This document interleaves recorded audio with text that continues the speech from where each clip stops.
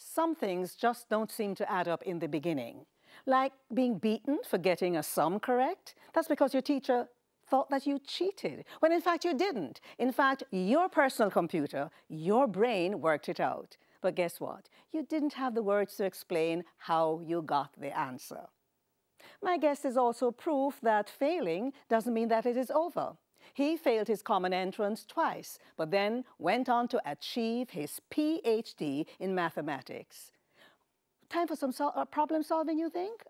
No, not really. Just for another fascinating interview on Profile. Good evening. I am Faye Ellington.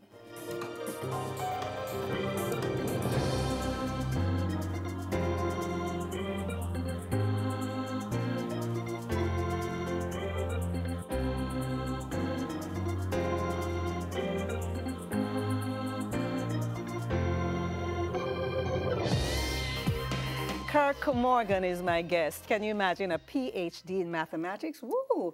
What was it that happened, Kirk, why your teacher beat you? I remember when I was preparing for the common entrance examination, the teacher asked the class, 20% of a number is 40. What is the number? So I answered and said the answer is 200. So she asked, how did I get the answer? But I couldn't explain how I got the answer. So she beat me. Because at that time, we used to use the books by Langman. I think I remember that the mathematics was the green one. The answers were in the back of the book. So she thought that I saw the answer in the back of the book. When I was in high school, that scenario came back to me, and I realized what I did. I actually converted 20% as a fraction and got 1/5. And I said to myself that the number must be bigger than 40. So I multiplied the 5 by the 40 and get 200. And that's how you worked it out? Yes. But you couldn't explain I couldn't explain as a child what I did. Please, you're going to have to help me with math, okay? Yes, sure. You can't explain many things. Yes. But thank you so much for joining us on Profile. Thanks for having me. My pleasure. Your mother is from Haiti, and Yes. your dad, Jamaican. How did they meet? When my mother came to Jamaica, there was a restaurant nearby where she was boarding. So one day, when she was at the restaurant, my father came by and saw her, and that was it. He was a policeman. He's now deceased. Yes. You are 3 of 7 children. Yes. You're the third, rather, the third of 7 Yes. children. What was life like in a family with 7 children and mother and father, and a policeman who was perhaps often out of the house? From what I can remember, I was busybody. You? Yes. Much energy. I was dramatic.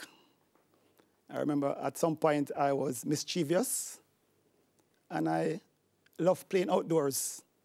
And we used to interact a lot. You went to 2 primary schools, Yallas Primary and Providence Primary. Do you have any recollections of those early years in Yallas? Yes, I remember. I remember in Yallas Primary that I was not good at reading. I couldn't read properly. What happened? How did you get over that hurdle? Because my mother used to sit me down and try to show me, and after that I improved. Was she teaching you in French or in English? My mother, when we were small, she used to speak French to us at home, but my father didn't understand, and he told her that it might be confusing us, so she actually stopped. So you're not bilingual then? No, I'm not. What a pity. Yes. What an absolute pity. But you also had a speech impediment as a child. Yes. Talk about that and the cruelty of some of the other children. When I was small, I couldn't pronounce some of my words properly. For instance, words starting with C, and I'm pronounced as T. So a word like cat? Exactly. I say tat. Ah. And they used to tease me. Who teased you?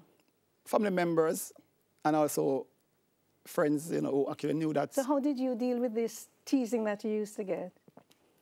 After listening to my parents and also my siblings, among other persons who were nearby, I made a conscious effort to pronounce those words that are difficult to pronounce in.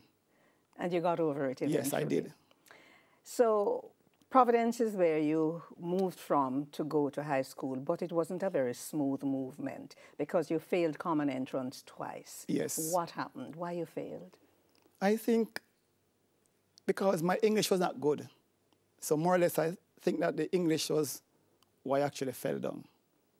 But were you doing well at math then? Yes, I was. You always were good at math? I think it's from fourth grade. I remember that from fourth grade, I could do fractions very well. Like I actually start loving fractions. From Providence Primary, you went off to Pepin Secondary. Yes. What were those years like? At Pepin, there were more students who were not focused than those who were. So there were many distractions. Some students, not having succeeded in the common entrance examination, gave up hope. Because in those days, secondary schools were seen as where you'd go to learn a trade. To begin with, we were prepared for the secondary school certificate examination, the SSC. We were not prepared for CXC. In fact, only some students were given the opportunity to sit the CXC examination. Were you one of those? Yes. How well did you do? Of the 4 I sat, I passed 2. So what happened after that? I obtained a scholarship at graduation to go to Kingston Technical High School. Who was the person who gave you that scholarship? Edmund Bartlett. What did Mr. Bartlett see or the school see in you while you were given that scholarship to go to Kingston Technical High? Because from 7th grade to 10th grade, I was always made form captain and prefect. And I always, sometimes come first. And I was doing really well.